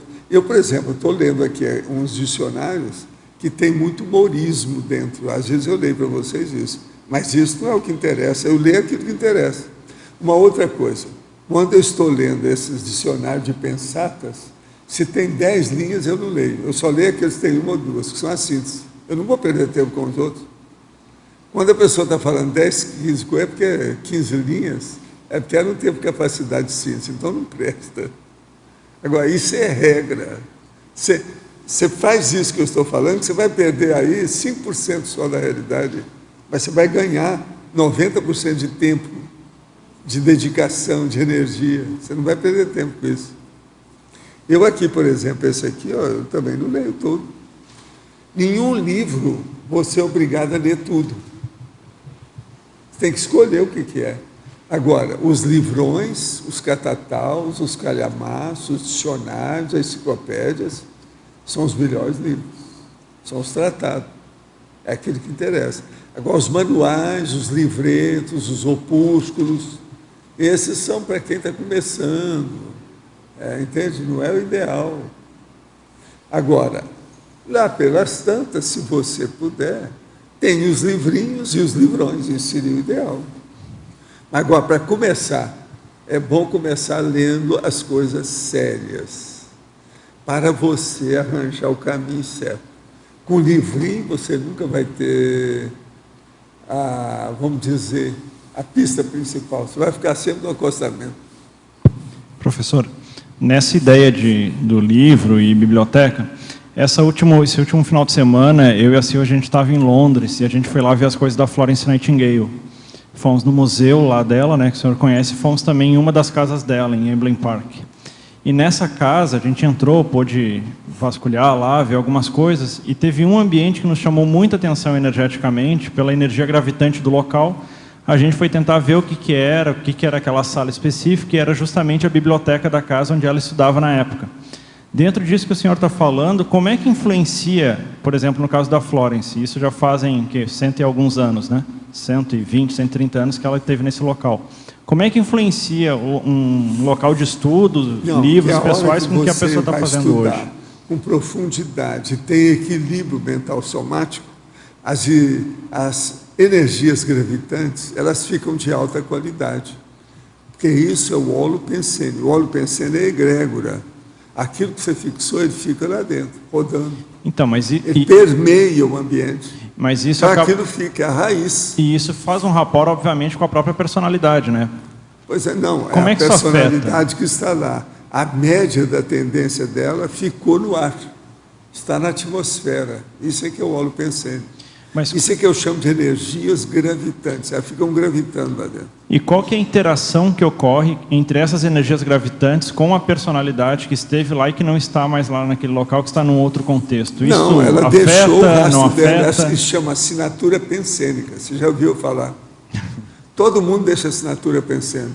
Eu mesmo já falei que a lagartixa deixa uma assinatura pensênica de vírgula preta, pequenininha assim. Você, quando vê um negócio pretinho, como se fosse uma vírgula nos lugares, olha, que é o cocô da lagartixa, aquilo é a assinatura pensênica dela. Aqui em Foz, por exemplo, tem muita lagartixa, porque a natureza aqui é exuberante. Então tem lagartixa, inclusive todas essas portas que entram e saem, elas conseguem entrar ali. Tem tudo isso aí. E é bom olhar, você olha, porque lagartixa geralmente anda nos cantos em cima. De vez em quando você deve ter, vamos dizer, agraciado pela visita de alguma delas na sua casa. Todo mundo tem. Mesmo em certos andares, até lá pelo 3º, 4º andar, começa a ter. Esses bichos só desaparecem do 6º andar em diante, no edifício de andares. Agora, não sei se o professor também poderia comentar algo. A gente sentiu uma diferença muito grande do padrão de energia da casa da Florence para o museu da Florence, onde na casa tinha esses ambientes mais intelectuais. Não, mas aí precisa saber o que ela fez num lugar e no outro. Precisa olhar. Por exemplo, o Museu do Freud, lá em Londres, a parte da energia da biblioteca dele é negativa. É só ir lá que vocês vão ver. Então, um ambiente até bonitinho, bem arrumado, o jardim da entrada, bem feito. Mas não é. Agora, a Florence Nightingale, se você for no museu dela lá em Londres, pois é, tem uma parte muito boa. E outra coisa, o ambiente, de modo geral, não é ruim. Não, é positivo. Agora, o que a gente percebeu no museu, que é isso que eu gostaria, se o senhor pudesse comentar, é um processo que para a gente nos chamou a atenção de muito cardiochakra, que a gente não esperava, algo até maternal, eu não sei se pela questão da enfermagem, agora, pela questão... O problema todo é o seguinte, ela tinha um processo paranoico, né, no fim ao final da vida, sim. Né? Pois é, isso aí pode ter influído. Agora, esse processo de museu não é o ideal. Museu é uma espécie de tumba, de sepultura, entendeu? É coisa de guardar cadáver, isso não é o ideal. Então, o ideal, por exemplo, a casa que a pessoa morou, uma coisa qualquer assim. Agora, a hora que começa a falar muito em museu, a gente achou bem mais interessante. Cria um holopensene não muito bom. A gente achou bem mais positivo a casa. E o interessante é que a casa hoje virou uma escola reconhecida em toda a Europa, uma escola de educação. Então, bom, e a escola é internacional, tem crianças do mundo inteiro que vão lá estudar. É bem interessante. Isso é positivo. Valdo.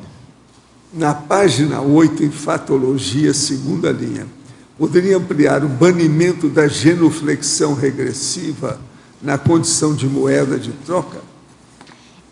Essa condição é a pessoa parar de ser servil, né? Ter essa condição de subjugação, às vezes, para conseguir algo em troca.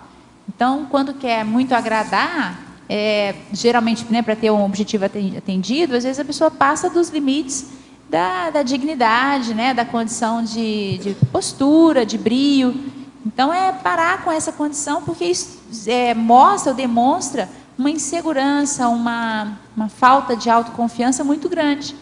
Então, chegar à conclusão que não vai agradar a todo mundo, né, começar a refletir sobre isso e atuar dessa forma, vai banir essa condição.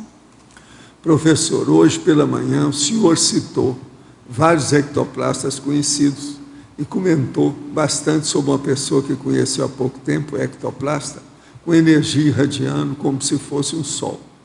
De que maneira essas consciências desenvolveram a ectoplasmia ao longo de sua série X? Qual atributo consciencial eu devo desenvolver hoje para me tornar ectoplasta?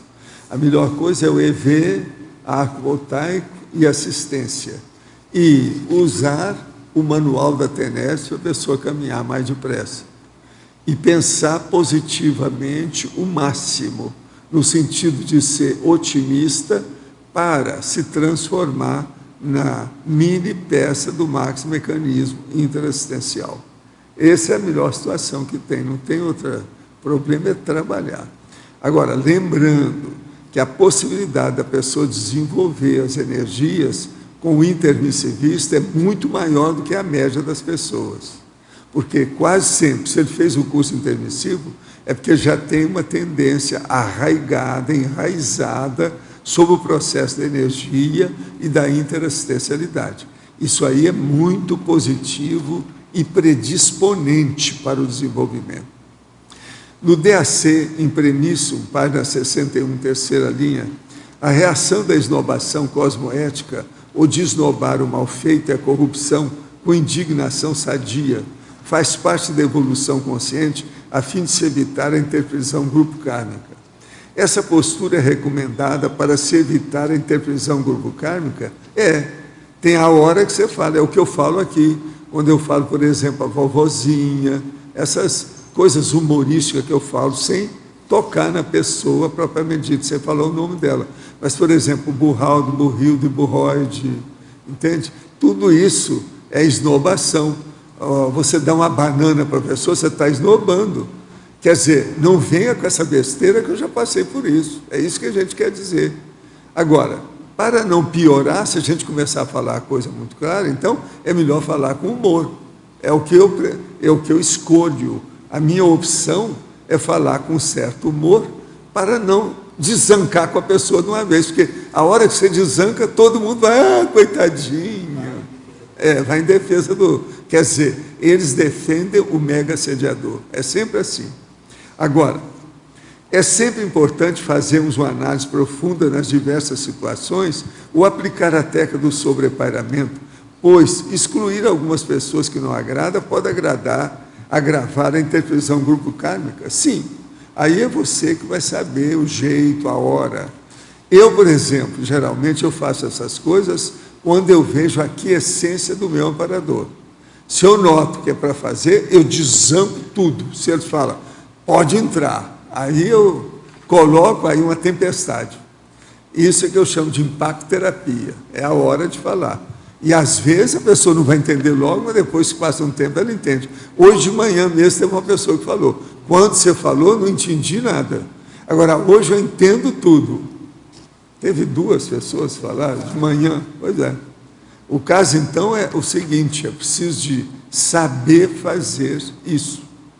Agora, a gente tem que lembrar o seguinte, a pessoa não se tem medo dessas coisas, se a consciência dela é boa, se a intenção é positiva, se ela tem um CPC para mexer com a cosmoética, ela tem que lembrar que ela tem assistência. Se ela continua tendo assistência, é porque ela está fazendo as coisas mais ou menos satisfatórias. Senão, como é que é?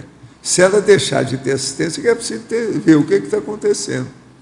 Entrou algum boi na linha, alguma coisa, tem goteira na casa. Precisa saber a enxurrada que está invadindo a residência.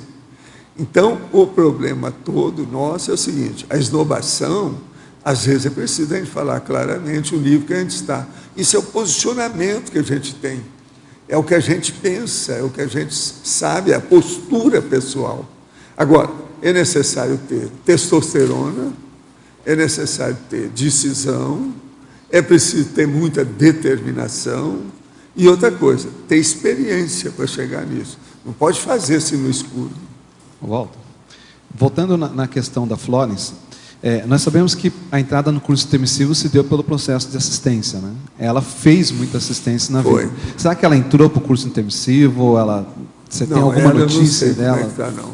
Eu só sei que ela tinha um problema psicológico, ou, você querendo, psiquiátrico. Ela é uma personalidade difícil. É tanto que no fim da vida dela, durante muitos anos, ela não recebia ninguém. A comida era dada debaixo da porta. Quer dizer, ela mesma se isolou. Ela ficou autista dentro das coisas dela. Mas parece que mesmo nessa época ela ainda escrevia pareceres a respeito de questões sanitárias para o país, ou seja, ela estava produtiva. Não, ela ajudava todo mundo. Ela trabalhava assim, fechada. Mas dentro de uma condição um pouco assim, excêntrica, né? Um pouco alterada, que você via. Uma condição dessa tem algum quiprocó psicológico ou qualquer coisa nesse sentido. A pessoa aí não está com uma reação normal. Uma coisa é você dar banana para os outros, outra coisa é você se isolar desse jeito. Eu nunca isolei a respeito de nada. Eu acho isso importante. Então, a gente tem que examinar muito os detalhes das nossas reações, mesmo dentro do universo da assistencialidade. Isso é muito sério. Professor. No DAC Impremissum, página 61, a reação, não, isso aqui eu li aqui agora. É a mesma coisa, deixa eu ver, a reação da inovação, essa postura sempre, não, esse já foi. Agora é com você.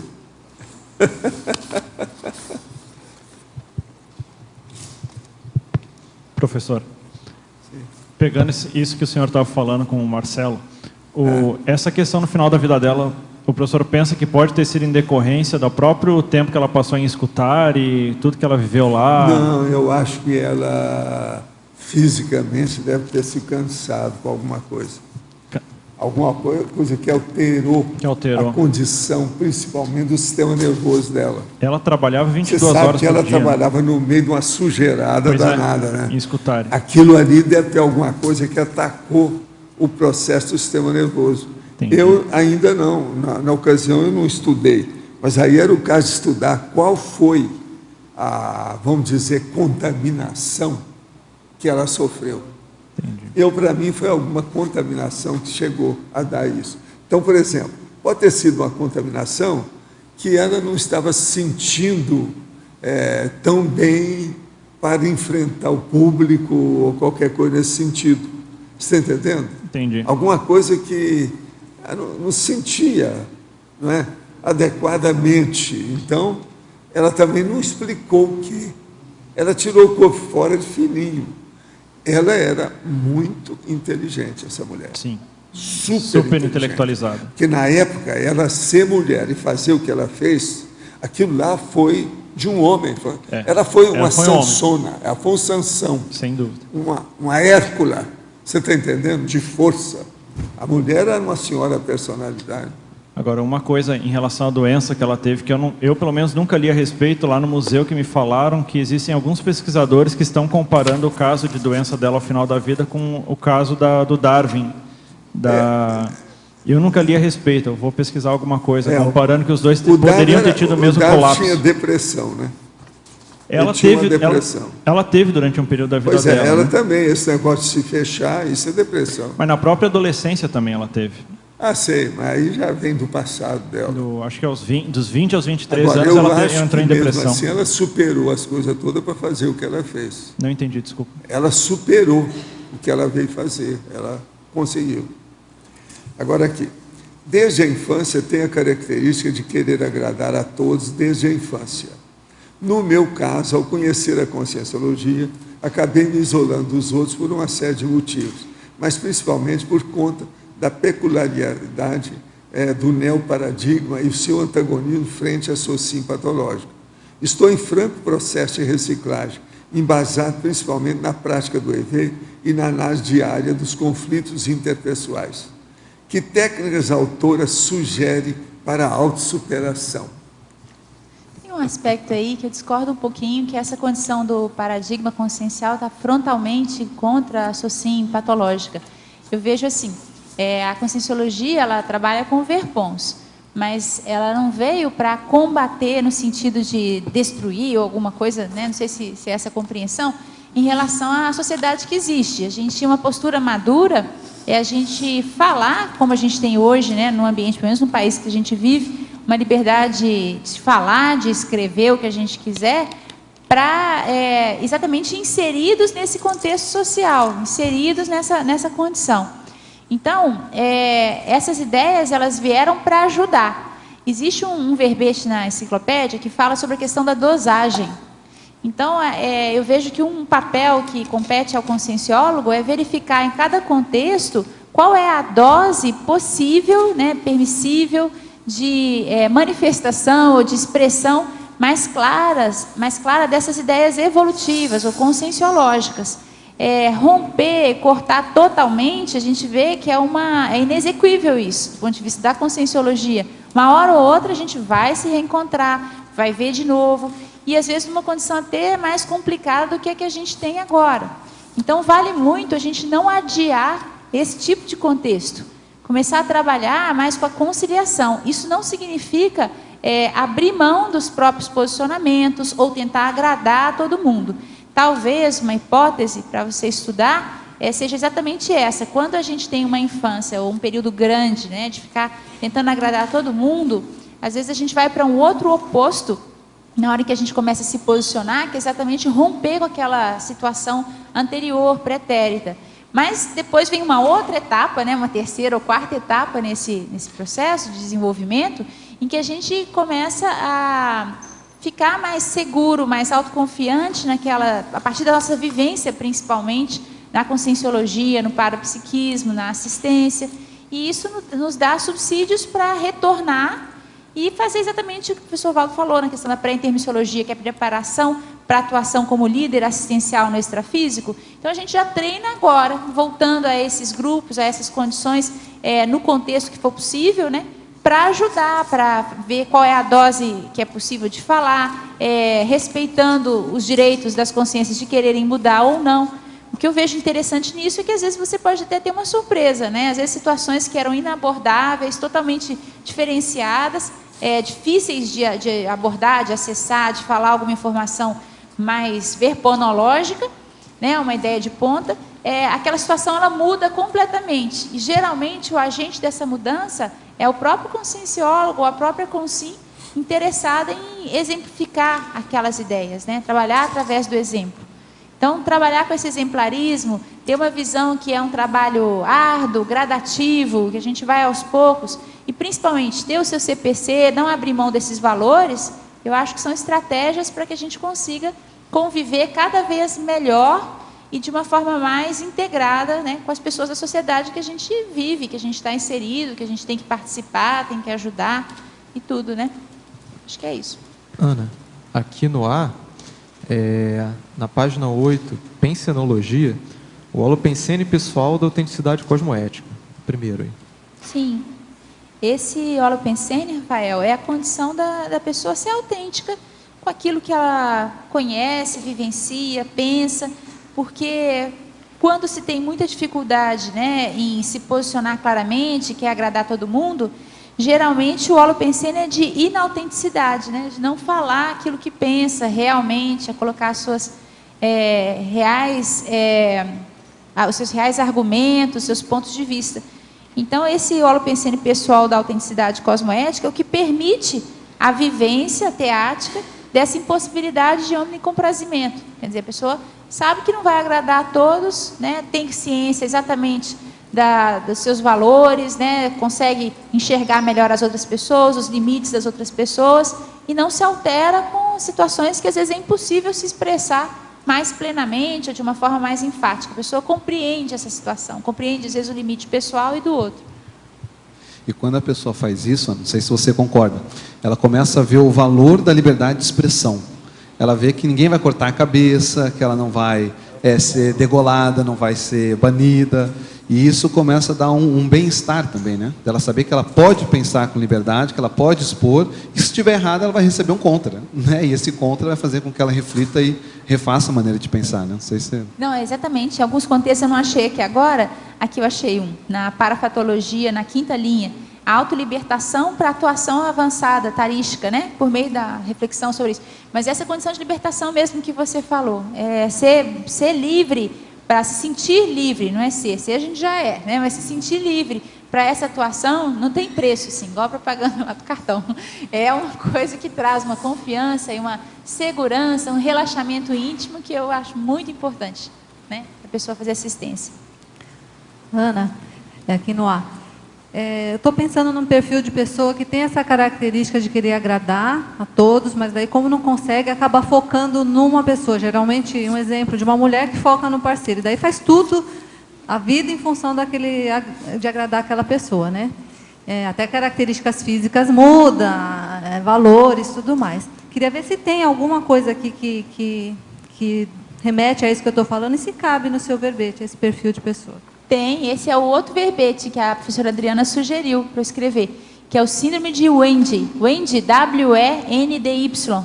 É a mocinha lá da história do Peter Pan. Então, esse aí é a cuidadora ou cuidador. O Wendy é feminino, mas vale para homem ou para mulher, que é a pessoa que é assim, compulsivamente cuidadora ou cuidadora, no sentido de fazer pelo outro o que compete, o que é responsabilidade do outro.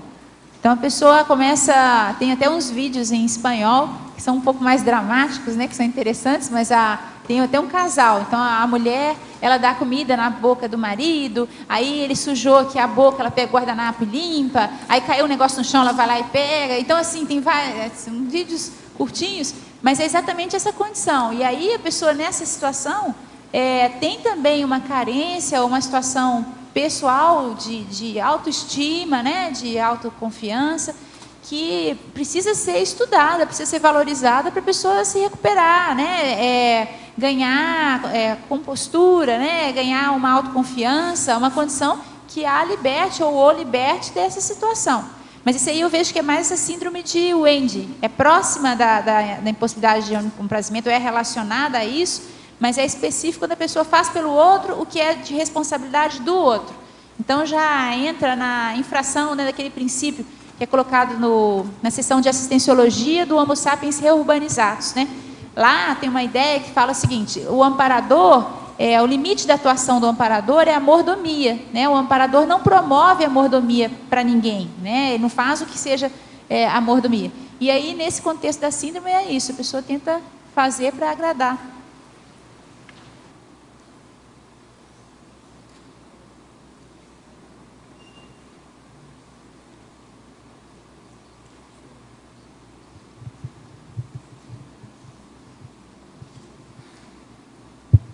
Ana, você tinha falado antes que a pessoa despende muita energia com isso, realmente, né, querendo agradar todo mundo. Agora, por um lado, também essas pessoas às vezes são muito cansativas também, né? Aquela pessoa quer agradar o tempo inteiro, quer... A gente, vou falar assim no coloquial, é visguento, ou visguenta, não é isso? Às vezes é meio meloso, assim, meio então ela gruda. Passa a ser energívora também. Né? Aí é um caminho para a consciência da consciência, né? A consciência energívora é aquele grude.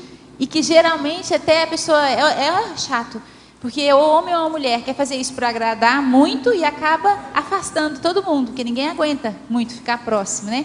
Então até tem umas técnicas de paquera, né, que o pessoal fala, você não pode demonstrar que está gostando, né? Tem que ficar exatamente para gerar esse interesse, né? Mas eu acho isso. Agora, ó, as mulheres, principalmente as mães em Minas Gerais, na hora da comida, elas querem que você coma tudo que coloca na mesa.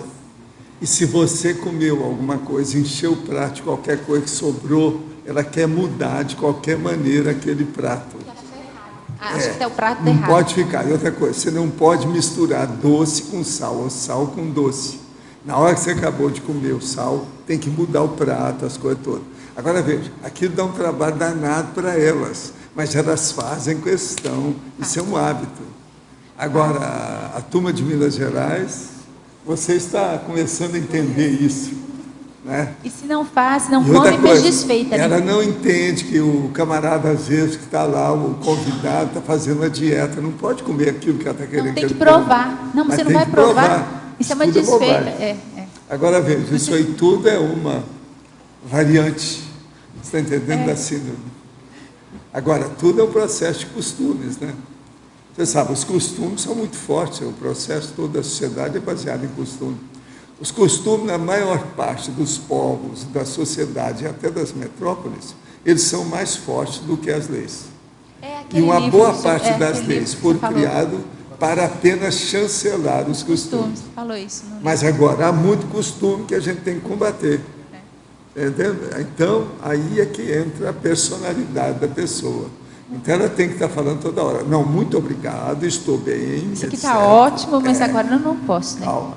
Então, tem que gastar o latim nos agradecimentos. Isso faz parte do serviço. Aqui. Você poderia comentar aqui em politicologia o menosprezo à política do populismo, no contexto aí?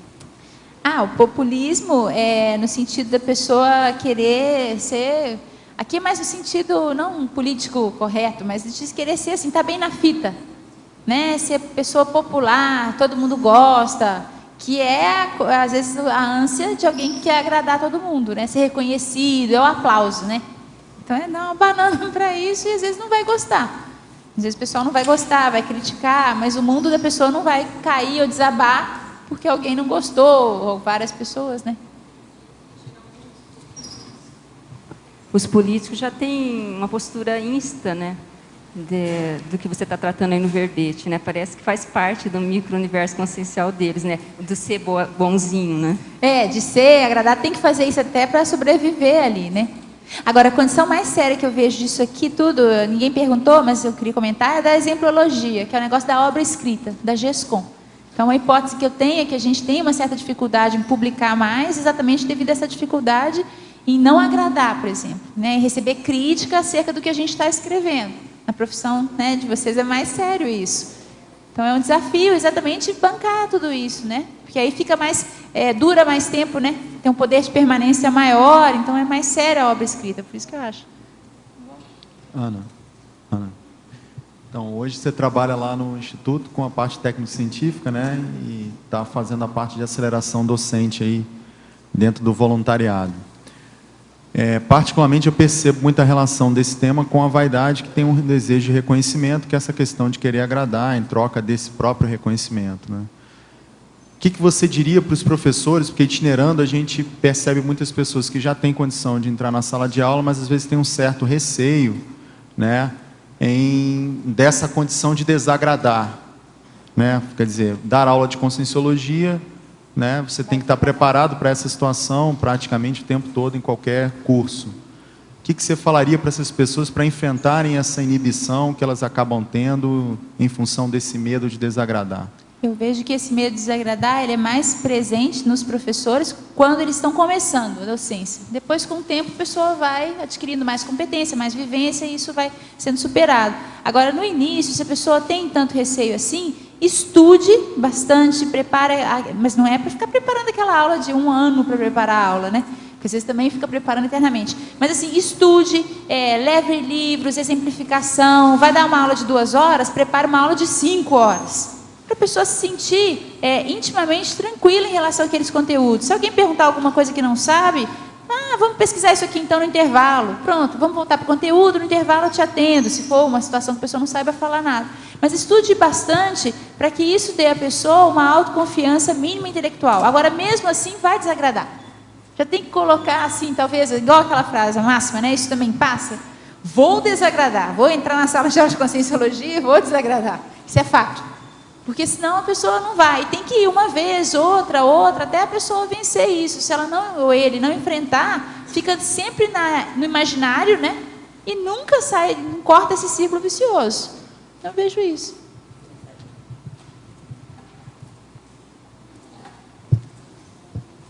Mas olha, nós agora então vamos esperar mais uns 100 verbetes seus, não é isso? Junto com a sua infraestrutura, né, técnica de assessores.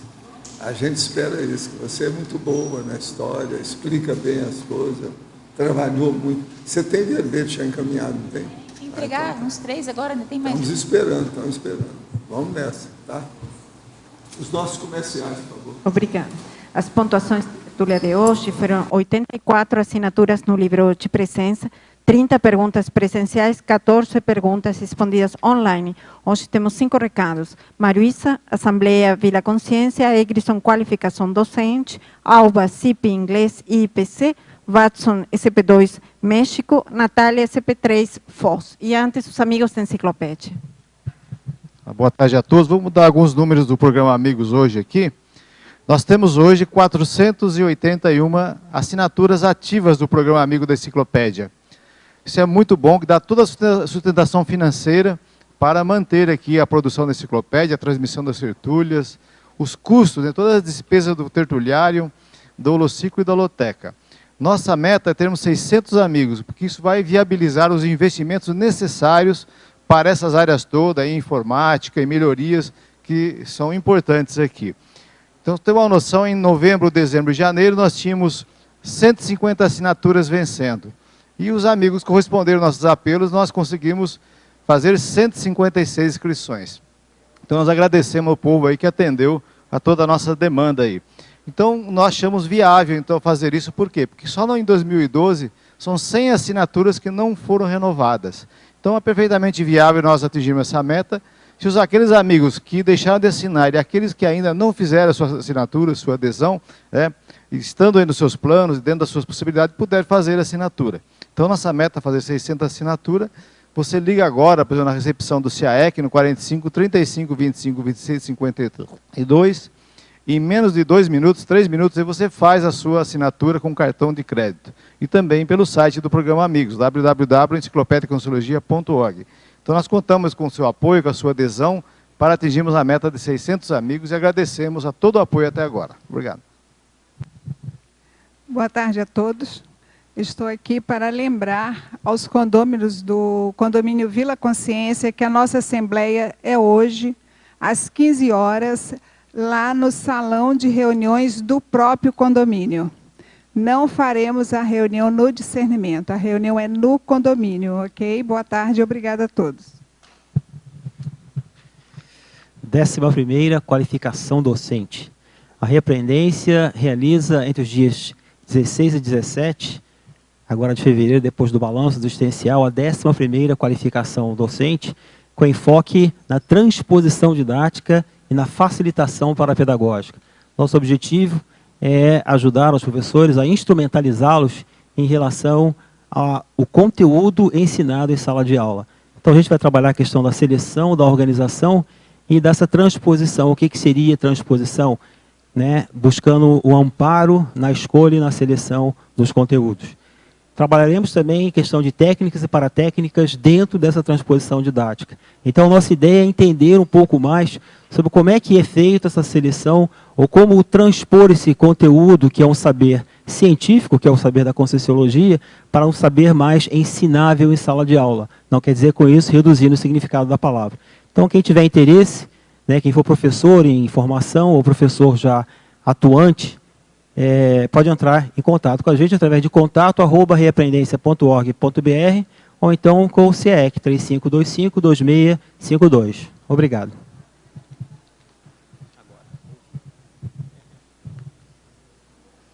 So, good afternoon, everyone. My name is Alba Cardoso. I am a volunteer at IIPC, the International Institute of Projectology and Conscienciology, and I'm here to invite all those interested in attending a course in English for the next integrated course of Projectology.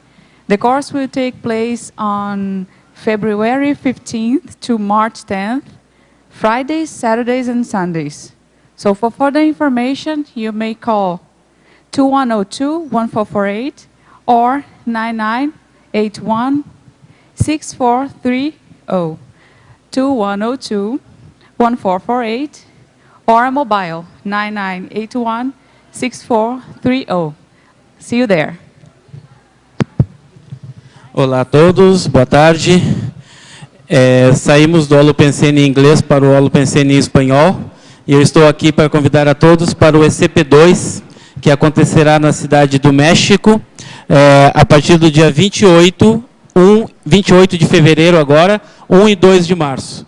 Então, nós estamos com as últimas vagas, são poucas vagas mesmo que restam para esse ECP2.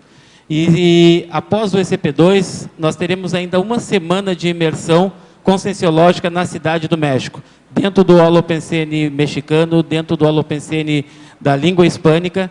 Então, é uma grande oportunidade para aqueles que querem começar o ano fazendo um ECP2, reciclando, dentro do Holopensene de um outro país, de uma cultura milenar, que é a cidade do México. As últimas vagas, vocês podem entrar em contato pelo telefone 45 8404-5923 ou pelo e-mail brasil@iacworld.org. Repito, brasil@iacworld.org. Aguardamos todos vocês no México. Muitas graças a todos. Alô? Agora a gente sai do ECP2 e vamos para o ECP3.